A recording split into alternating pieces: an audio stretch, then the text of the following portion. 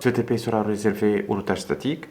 Donc notre situation, c'est qu'une entreprise se compose de deux routeurs, R1 et R2, connectés via deux interfaces Gigabit Ethernet.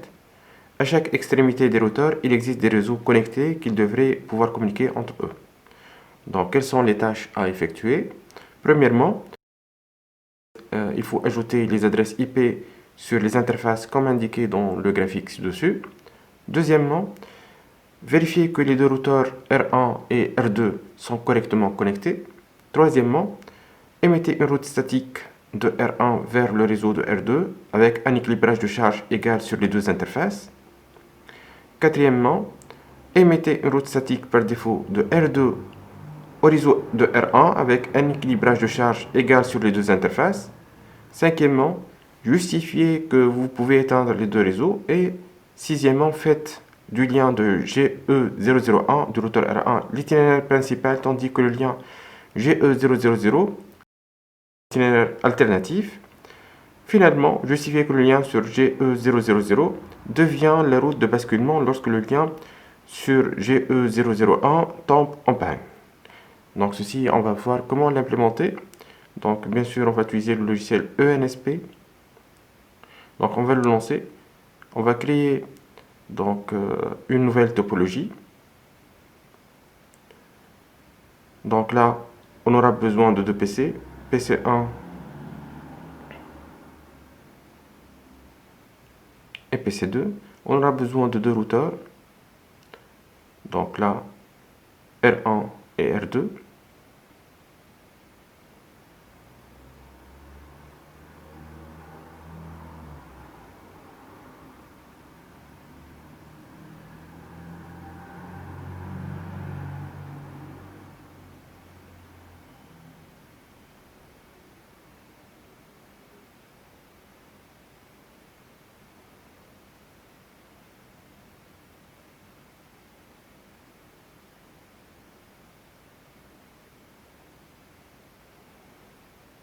Et ensuite, donc là, on a créé deux liens entre R1 et R2.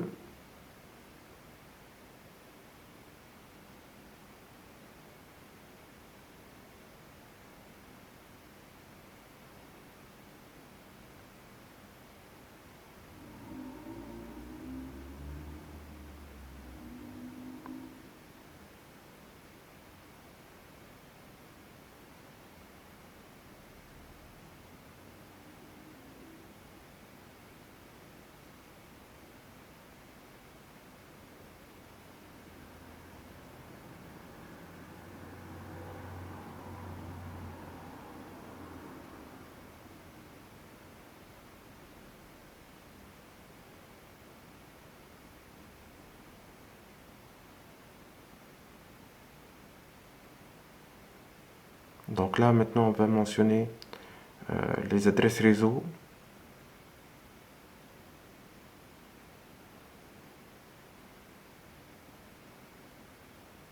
Donc 10.80.1.0/24.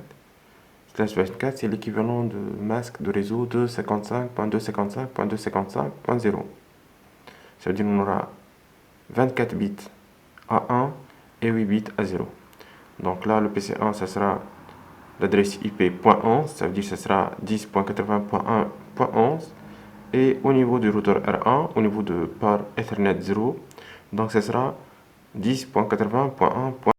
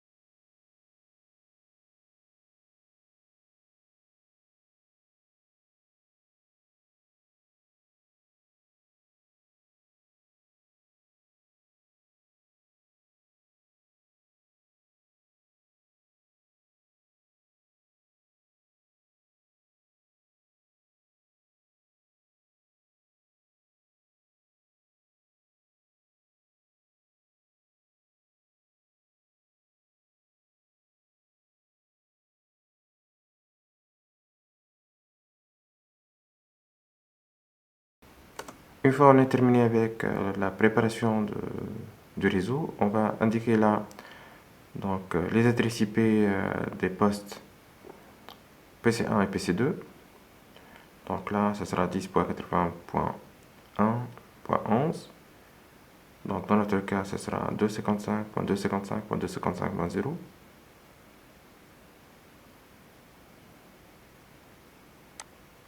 On appuie sur le bouton Apply, appliquer, et on va suivre la même procédure avec le PC numéro 2. Donc on va voir là c'est quoi les adresses IP affectées. Donc ce sera 10.80.2.22 avec donc /24, c'est l'équivalent de 255.255.255.0. On applique et comme ça on a sauvegardé donc les adresses IP. Maintenant au niveau des routeurs, il faut entrer au niveau de la partie console. Donc on va essayer de lancer ces périphériques et on va à travers le donc CLI là. Donc on va ouvrir Open All CLI. On va ouvrir tous les clients là pour paramétrer là le routeur R1 et le routeur R2.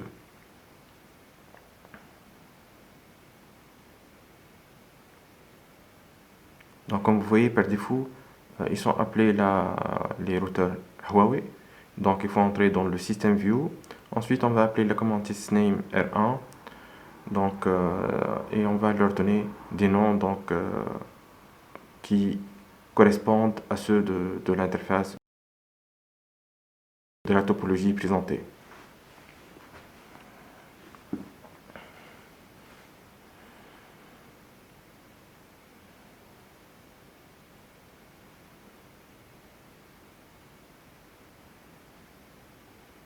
Donc là, la première tâche, je vous rappelle, c'était de ajouter les adresses IP des interfaces des routeurs. Donc on va aller vers R1, ensuite on va choisir le port Ethernet 0.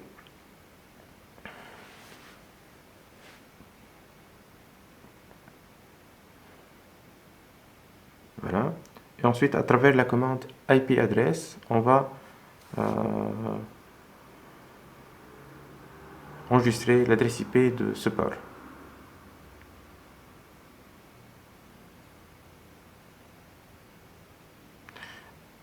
Bien sûr, il ne faut pas oublier aussi le masque de réseau, donc dans notre cas 24, ou bien 255.255.255.0. Donc une fois on a terminé avec ceci, on va quitter l'interface et on va entrer dans la deuxième interface. Donc cette fois-ci, ce ne sera plus Ethernet, mais ce sera de type Gigabit Ethernet.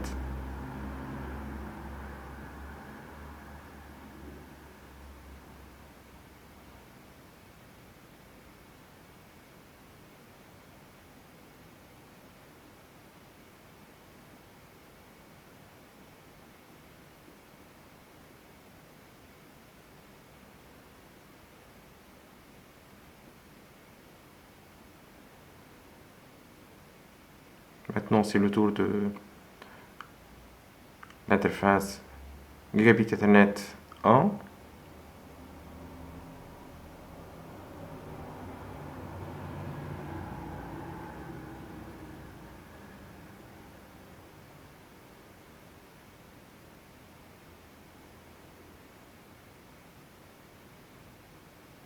Donc c'est la 10.80.21.251. Espace 24. Donc ça c'est le masque.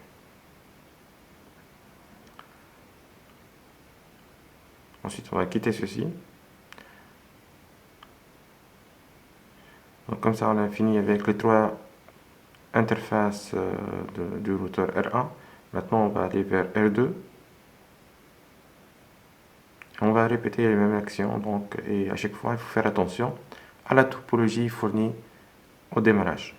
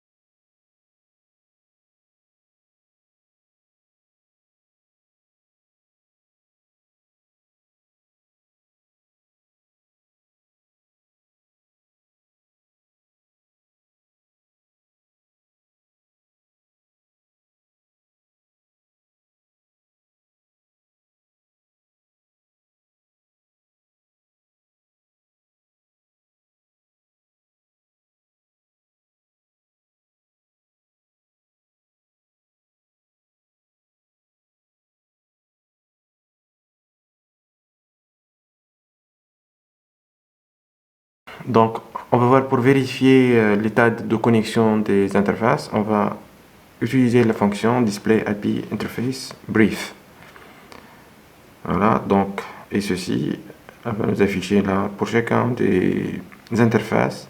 Donc, c'est quoi l'adresse IP assignée.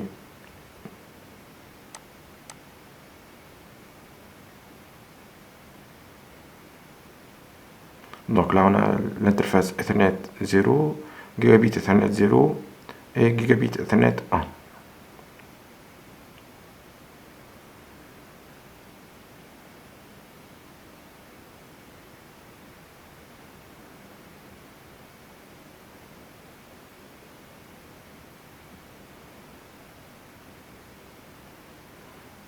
Là, on va vérifier avec le routeur R2. Donc, display IP interface brief. Et on va voir là, est-ce qu'on a bien respecté les renseignements présentés par la topologie au-dessus ou non. Donc là, vous voyez 10.80.2.2.39, c'est correct. Kiff pour le Giga Ethernet, le 2 et le 3.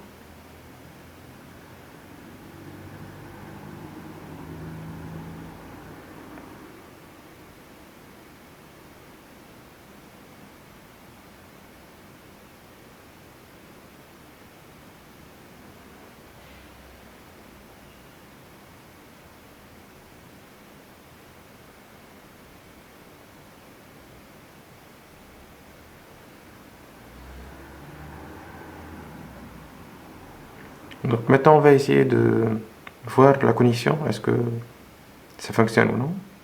Donc on va voir du routeur R1, est-ce qu'il peut se connecter à l'autre port du routeur R2.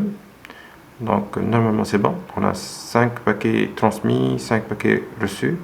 Donc là, au niveau du réseau 10.80.12 là, donc il y a une connexion entre les deux. Donc on va voir maintenant la connexion sur le deuxième port, sur le port GE003. Donc ça fonctionne aussi. Très bien, donc on a envoyé 5 paquets, on a reçu 5. Ça veut dire qu'il y a une réponse du routeur R2. Donc là, on peut se connecter de R1 vers R2 depuis ces deux interfaces, depuis ces deux adresses IP, donc une sur le 1080.12.250 et la deuxième sur le 10.80.21.200, donc 53. Voilà. Maintenant, on va essayer de voir est-ce que les PC peuvent-ils se connecter sur les routeurs.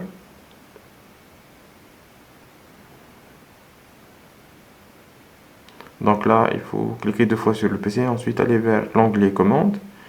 Donc on va tester 10 ping 10.80.254. C'est bien, donc le PC1 peut se connecter au routeur R1.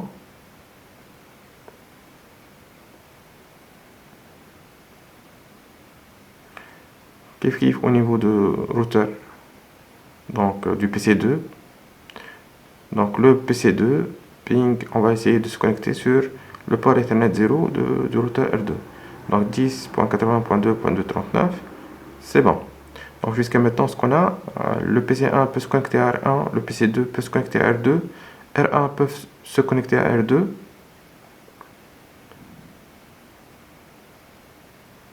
Maintenant, on va voir, est-ce que PC1 peut-il se connecter sur le PC2 ou non. Donc vous voyez là, Destination Host Unreachable. Ça veut dire qu'on ne peut pas se connecter à PC2. Et on va voir de l'autre côté, est-ce que PC2 peut-il se connecter à PC1. Donc, ping 10.80.1.11. Et là, kiff, la destination host unreachable, ça veut dire qu'on ne peut pas atteindre la destination.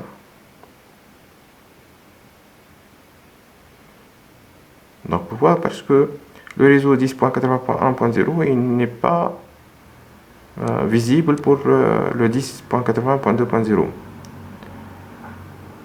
parce qu'il n'appartient pas au même sous-réseau. Donc là,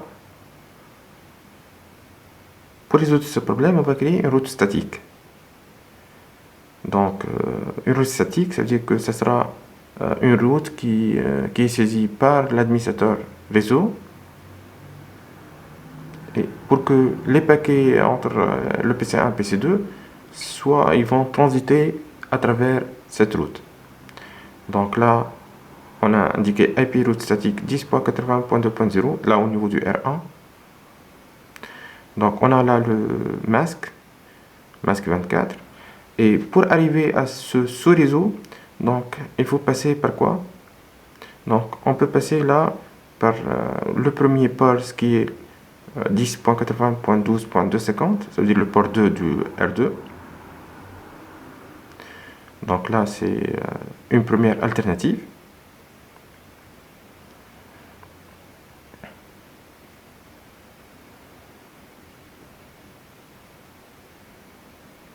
Donc bien sûr, là, vous pouvez utiliser la tabulation là pour que ENSP là vous propose donc le reste de la commande à utiliser. Donc IP route statique 10.80.2.0 espace 24, donc 24 c'est le masque.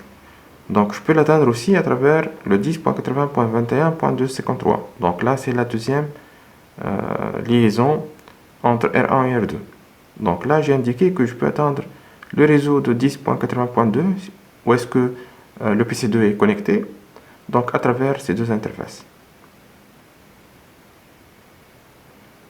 Donc maintenant on va voir Display IP Routing Table, la table de routage. Et on va voir là qu'il y a de nouveaux chemins qui apparaissent là. Donc Destination donc 10.80.2.0. Donc on peut atteindre ce réseau à travers une route donc de type statique. La préférence, vous voyez que c'est 60. Et là on a deux liaisons.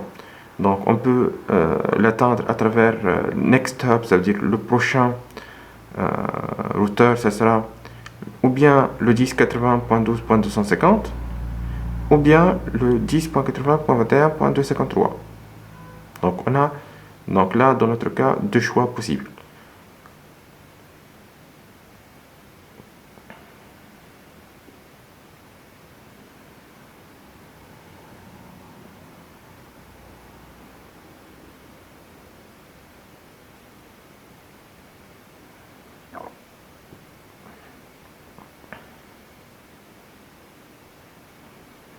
Donc on voit là, ça c'est le deuxième chemin.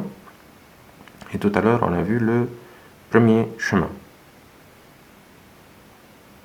vers notre destination, qui est le 10.80.2.0.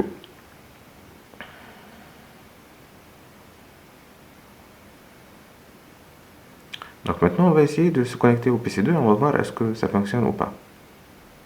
Donc ping 10.80.2.22, mais toujours là, le destination host unreachable. Ça veut dire que la communication n'est pas possible avec le PC2. C'est quoi le problème là? C'est que PC1 peut envoyer des données à PC2, mais PC2 ne peut pas répondre à PC1.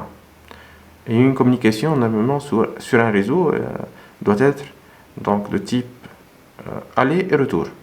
Donc si PC1 peut communiquer avec PC2 et PC2 ne peut pas communiquer avec PC1, donc on n'aura pas de communication. C'est pour ça qu'on va se déplacer maintenant vers le routeur R2 et on va créer une route statique, mais cette fois-ci ce sera une route statique par défaut.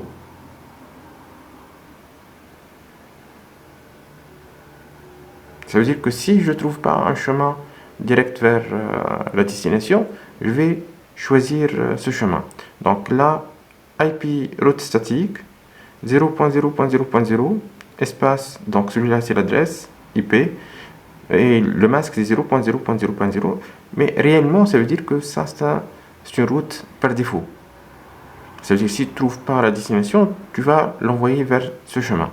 C'est quoi ce chemin? C'est, on a dit, 10.80.12.252.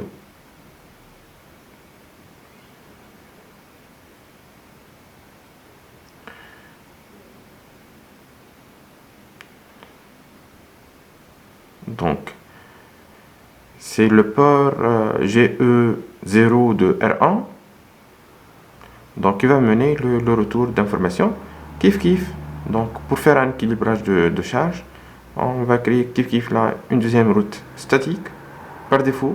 Donc 0.0.0.0, espace 0.0.0.0, ensuite, donc 10.80.21.251, comme ça.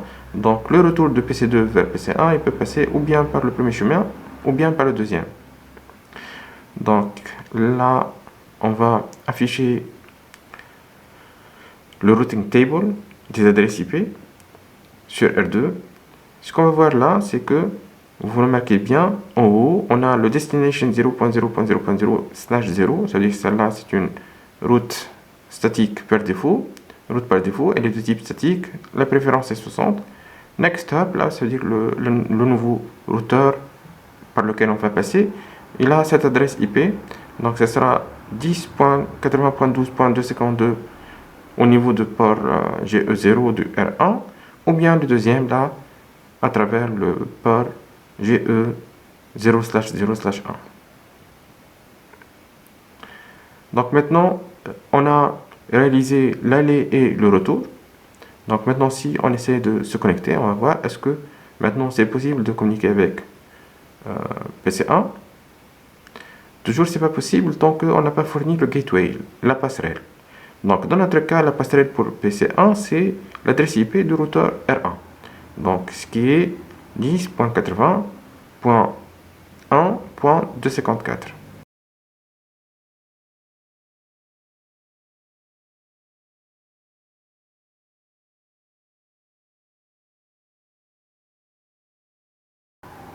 Kiff là au niveau de PC2, on doit fournir c'est quoi son gateway. Donc là, ça sera le 10.80.2.239.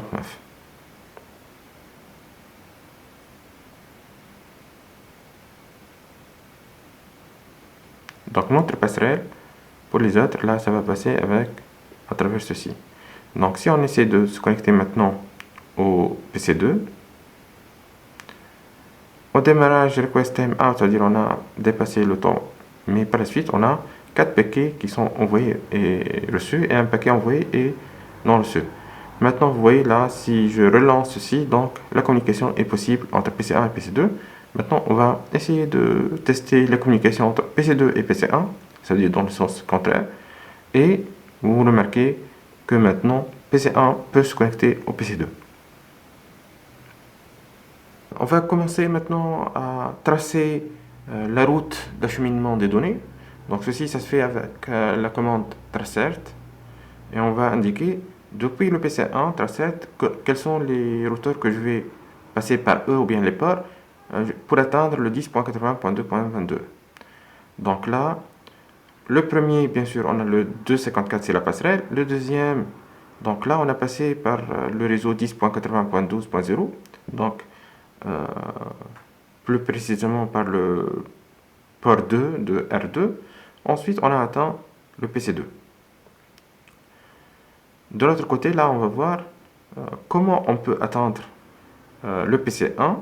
Donc, tracer 10.80.1.11. Et vous remarquez que là, j'ai passé par la passerelle au niveau de PC2. Donc, 10.80.2.239. Ensuite, le 252. Ensuite, donc j'ai atteint ma destination. Et comme vous remarquez que le passage il s'est fait à travers le réseau 10.80.12.0.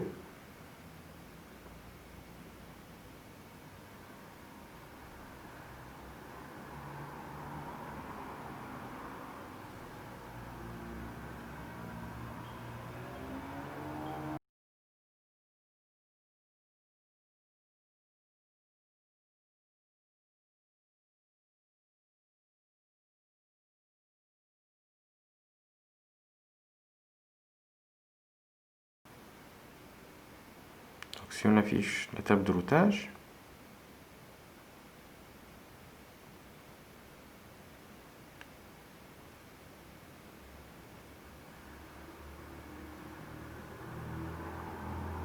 donc là, vous remarquez là qu'on a deux chemins, mais qu'il est en train de prendre le premier là, c'est-à-dire qu'il est en train de passer par le 12 et non pas par le 21. est-ce qu'on peut commander, là, la question qui se pose, est-ce qu'on peut commander le chemin par lequel les paquets vont se naviguer entre le PC1 et le PC2? Oui, c'est possible.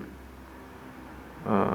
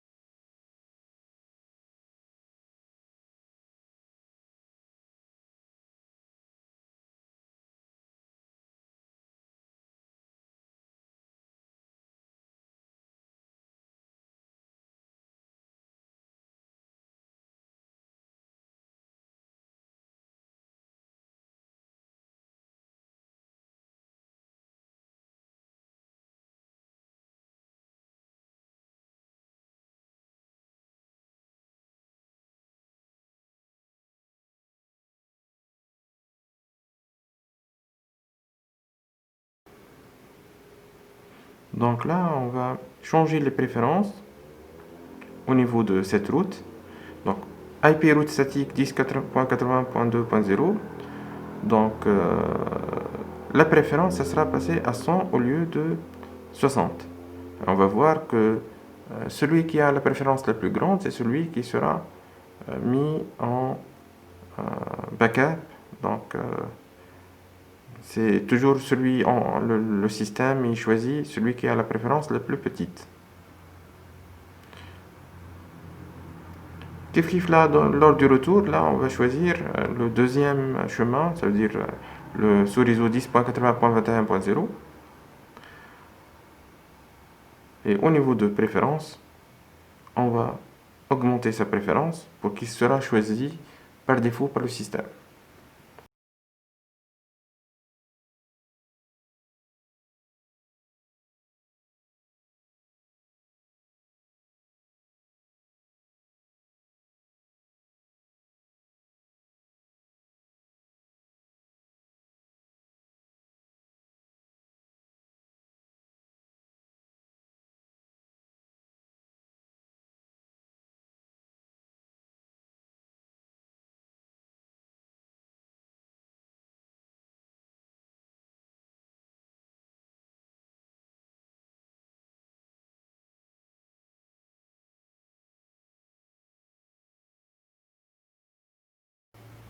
Donc, de cette manière, donc, on a augmenté la préférence du premier chemin. Donc, on va voir maintenant Display IP Routing Table. Vous allez voir que maintenant, il contient uniquement une seule route. Donc, celle qui sera choisie, donc, ce sera le 10.80.21.251. Ça veut dire le deuxième réseau là. Donc, comment tester maintenant cette modification? Ce sera à travers un tracert, lancement de la commande tracert au niveau des PC 1 et 2. Et on va suivre là, c'est quoi le chemin emprunté par les paquets pour atteindre leur destination.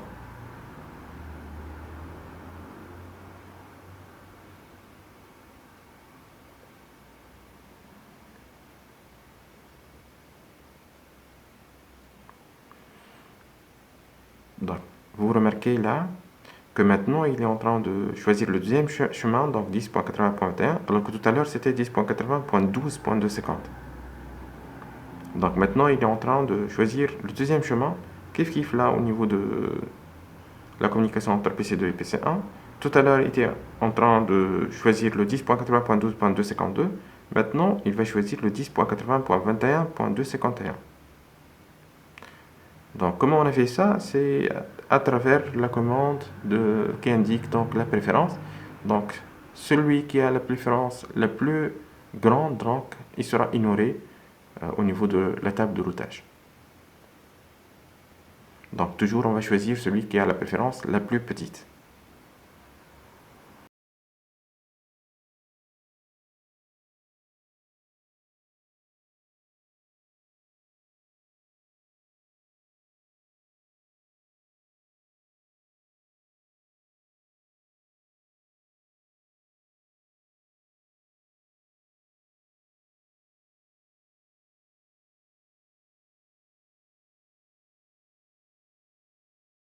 Donc, ce qu'on va faire maintenant, on va essayer de se connecter sur le port donc 3 dans notre cas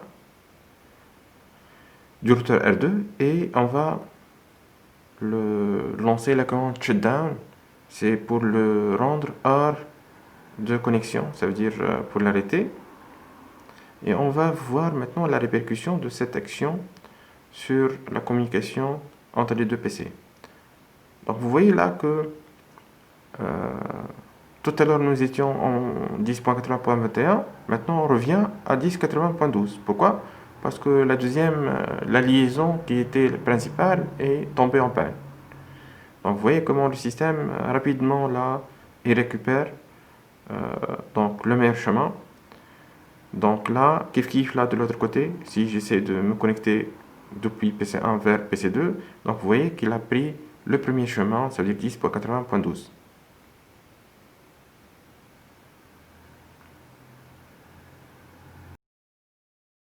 Donc je réactive le port, donc à travers la commande undo shutdown. Donc on va voir maintenant que le système automatiquement il reprend donc l'envoi de paquets sur le chemin qui a la préférence la plus petite. Et ceci aussi c'est fait de la même manière sur l'envoi de PC2 vers PC1.